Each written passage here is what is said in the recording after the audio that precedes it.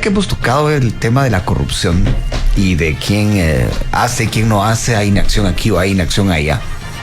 Voy a empezar ahora con el licenciado. No, empiezo con el licenciado Renzo Rosal porque si se nos va, ya no va. Licenciado Renzo Rosal, el tema de las vacunas rusas. Yo se lo pregunté al ministro anterior unas 15 veces. Y la verdad es que no tenía una respuesta de su equipo jurídico. Decía, bueno, ya a estas alturas del partido, ¿usted no cree que ya tendríamos que saber de algún lado, empecemos por el Ministerio Público, algo sobre qué pasó con las vacunas rusas? Totalmente. Yo diría que todo lo que tuvo que ver con el tema de insumos de salud en el marco de la pandemia. Obviamente la joya de la corona, el buque insignia es el tema de las vacunas. Y además hubo en ese momento, y lo han habido, N investigaciones periodísticas importantes que han aflorado, que han dado datos claves. Está claro que hoy por hoy sí hay que ponerle el pie al tema a ese asunto en el caso del MP, pero eso lo van a tener guardado mientras esté quien esté ahí a cargo de ese despacho. Pero ojo, imagínense que el negocio, estoy imaginando, el negocio fue bien hecho.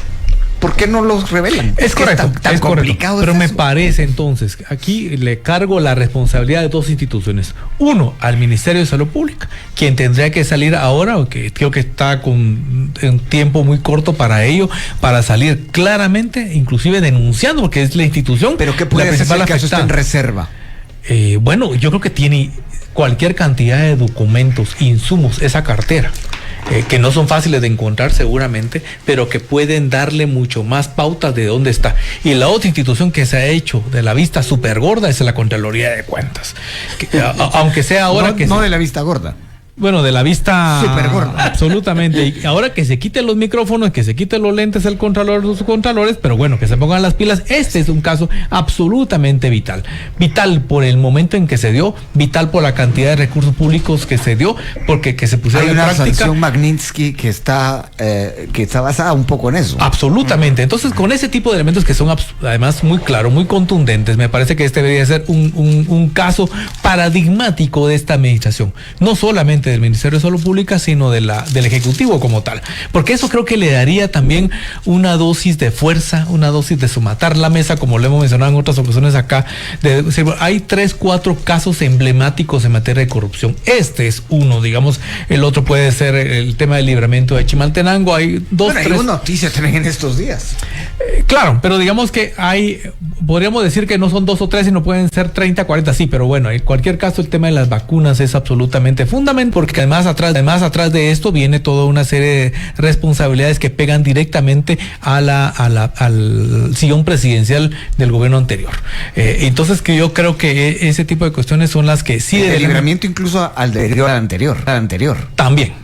Pero digamos que me parece que ahí donde debería de meterse, con esos dos que se pusieran, que se le dieran todavía más fuerza, le daría precisamente una legitimidad y le daría también un impulso muy claro al Ejecutivo como en general, pero especialmente a la Comisión Anticorrupción, ahora a cargo del licenciado Palomo. Bueno, licenciado Pérez Rojas, ¿usted cree esto que han mencionado mucho en redes sociales? Digo mucho, algunos analistas dicen que lo que se conoce como el pacto de corruptos se está intentando gobernar el país por medio del Ministerio Público y las Cortes. A ver, lo que pasa es que ahora todos cambiaron, ¿no? Porque ahora resulta que los que antes pertenecían a un pacto dicen que ahora es otro. Y así nos vamos a ir en el país en esa área de lo ¿Y político. de verdad usted cree que hay otro pacto de corruptos? No. Creo que como fue calificado esto, y si recordamos hoy, el entonces presidente del Congreso, que es de donde sale esa calificación cuando se intenta hacer aquella modificación. ¿2017? Que un día rodean el Congreso en la noche y tienen que echarse para atrás los señores diputados. Es el nuevo gerente del INTECAP. Así es. A eso se refiere. Y también podemos platicar con él. Y ahora, claro, lo que pasa es que de ese acto es que salió el nombre de Pacto de Corruptos. Y el Congreso tal vez tiene una particularidad. Son acciones y manejos del día a día. Y por supuesto que cuando hablamos del Congreso nos salen cada día con una sorpresa. Ayer el incidente entre el diputado Blanco y la expresidenta Shirley, un tema deplorable para que se esté manejando eso, pero nos dice a quienes tenemos adentro hoy en el Congreso. Y ahí es acuerdos del día a día. Algunos dicen por cierto, ahora... hacer un paréntesis, licenciado. Cuando estamos hablando del presidente del Congreso en aquel tiempo es Oscar Chinchilla, ¿no? Y que dio marcha atrás. Sí, por supuesto, que reconocieron que se había cometido un error y que creo que fue algo correcto que se hizo en ese momento. Y la otra es, hoy, ¿qué es lo que tenemos y qué es lo que queremos tener? A ver, si existen o no pactos en el Congreso, especialmente con una legislatura integrada de la manera en la que está hoy, hemos estado viendo que se pasan la ley interna y la ley general. Se despide el licenciado Rosal, así. Se va a ir a la francesa, dice. Y es... Gracias, licenciado. Y digamos, otra vez, lo que hay son acuerdos para venir y tomar acciones un día en uno y otro día en otro. Y ahí recordemos hoy que lo que tenemos integrado hoy en el Congreso, que es totalmente atípico la forma en la que está integrado, hay fuerzas muy importantes que pueden definir la forma, el fondo y hacia dónde quieren llevar el manejo de la legislatura. Y ahí recordar que hay cosas que van a ser importantes de tener. Este gobierno nos decía, o este partido que hoy hace gobierno, nos decía en el proceso de campaña que 40% del presupuesto de la nación se iba en corrupción. Y que si con ese 40% se dedicara a hacer la obra, no tendríamos más falta que hay de tener nada. Y hoy ahí hay varios temas. Una es, ya están pensando en que se van a pedir 10,000 millones de ampliación. Entonces, si no me equivoco, eso se dio el mismo día. Así es. Y entonces, pero hoy están ya con que van a ser 10 millones. Eso acaba de decir el ministro de Finanzas, 10,000 millones de dólares para ampliar el presupuesto. Y la otra es, de verdad, estas comisiones, el Congreso y todo lo que decide integrarse, lo que debieran hacer es trabajar, porque efectivamente en el tema de las vacunas, que es un tema icónico lo que pasó ahí, resulta que ahora la forma para decir que eso no puede hacerse público es porque el contrato que se firmó era con una línea de confidencialidad, y al día de hoy, en ese entonces quien era ministro decía que él no lo firmó, que era una comisión que se había preparado. ¿Y quién la gestó? O sea, aquí todos los términos se han manejado con mucha opacidad. No tenemos la capacidad de revisión de la función pública en general. Pero en este caso estamos hablando más de 600 millones. Así es. Y de un incumplimiento que fue, muy evidente. Y Felipe, podemos seguir revisando, y hay cosas que a la gente se nos olvidó, pero en ese entonces quería cambiarse a la empresa que proveía el oxígeno. Y eso no eran costos, esos fueron vidas las que nos costó a muchos de los guatemaltecos por esa incomparecencia y la mala calidad de quien estaban poniendo, que no tenía las instalaciones en el país, y que durante ese periodo, si recordamos, igual fue un estado de excepción, y nunca creo vamos a saber qué más pasó dentro de ese término. Y ahí hay muchas cosas con las que hoy debiéramos de empezar a trabajar de manera seria. Para hacer todo lo que queremos hacer dentro de las reformas que deberán de ser prioritarias, hay que ver la ley de compras y contrataciones. A eso esas modificaciones van al Congreso.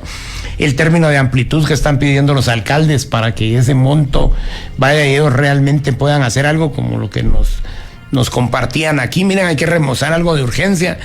La mayor cantidad de escuelas, sus baños están en estados deplorables, agua no tienen, luz tampoco, y entonces hemos caído en lo que nos ha tocado que estar viendo, un estado que no reúne ni cumple las cantidades de satisfactorias que la sociedad necesita. Ese es el compromiso de este gobierno, y creo que es el compromiso de todos, y a nadie nos gusta ver que hay algo que no es solo el sector político, es el sector social, el económico y algunos otros que debiéramos de asumir compromisos mucho más allá de la retórica de lo comunicacional, sino de lo funcional. Ya aquí todo el mundo creo que debiera entender que la trifulca que vivimos el año pasado terminó. El presidente, la comisión y la fiscal debieron de tomarse de la mano y decir que van a sacar adelante este proceso por el bien de los guatemaltecos. No necesitan ser amigos, sencillamente cumplir para lo que la población... Bueno, mejor si no son amigos en algún sentido. Así es, pero tampoco enemigos. Pero todo el mundo quiere hacer eso, ¿verdad? O sea, yo llego y quiero poner mi fiscal. Ahora resulta siempre es que el presidente es él. Señores, es el presidente del Ejecutivo. Por supuesto, nos representa a todos los guatemaltecos y la unidad. Ese es el llamado que probablemente él debiera hacer y esa es la forma en la que debería Hay caminar. mucho que platicar de esto y bueno, ustedes ya dieron una recomendación, los dos. El licenciado Rosal se tuvo que retirar, ya nos lo había dicho con anticipación. Licenciado Pérez Rojas, veo el reloj, no nos alcanza el tiempo, tenemos un minuto. Entre lo de antes y lo de ahora, el diputado Jairo Flores dijo en el Congreso, y lo dijo una vez también acá en los micrófonos de Emisoras Unidas, que había una diferencia entre la alianza de antes y la alianza de ahora en el Congreso. Dice, la alianza de ahora está pegada con chicle, dice, pero la de antes estaba pegada con maletines con billetes. ¿Usted cree que si eso es así, si mantienen eso, si no se compran votos, si no surge del Ejecutivo el dinero del erario público para pagar diputados, eso ya sería un gran paso? Yo creo que cualquier cosa que hagamos en materia de no estar pegados por un término específico, los congresos, por eso es que tienen la diversidad que tienen. No es para trabajar grupalmente en una vía, es para que con esa diversidad con la que llegaron al Congreso, cada cosa que tengan que tratarla la vean de manera diferente. Y aquí no es que si alguien va a disentir en una votación es porque se salió del grupo de alianza o lo que tuvieran con uno. No, lo que los guatemaltecos quisiéramos es que hubiera eso. Un parlamento que es hablar, que es discutir las leyes y que es hacerlas de manera coherente, no porque pertenezca a una alianza, a un grupo, una estructura o lo que no quieran. No porque represente intereses particulares, por eso no. Claro. Y que de verdad empecemos todos a ver este país como el país de las oportunidades que ha sido siempre y le empecemos a dar a los guatemaltecos algo que yo digo en cada entrevista a la que voy. Este gobierno, esta sociedad y todos los guatemaltecos debiéramos de tener confianza, credibilidad y certeza en nuestras autoridades, en las entidades sociales, que se la ganen, en las fuerzas de seguridad, tienen que ganar. Pero es algo que tienen que ganarse y algo que tienen que decirnos por dónde va. Aquí hay muchas diferencias hoy todavía y lo que este país necesita es tener una hoja de ruta clara, una estrategia definida y hasta planes de contingencia con los que pudiera empezar a manejar. Y la última tal vez es que las cosas se digan de cara, de frente y claras, que es lo que los guatemaltecos necesitamos. Licenciado Pérez Rojas, veo el reloj, nos faltó reloj siempre. Por aquí el licenciado Rosal se tuvo que retirar antes, pero queda la invitación para cualquier otro día para que sigamos haciendo el análisis. Por ahora les agradezco mucho que hayan venido y vamos a la pausa.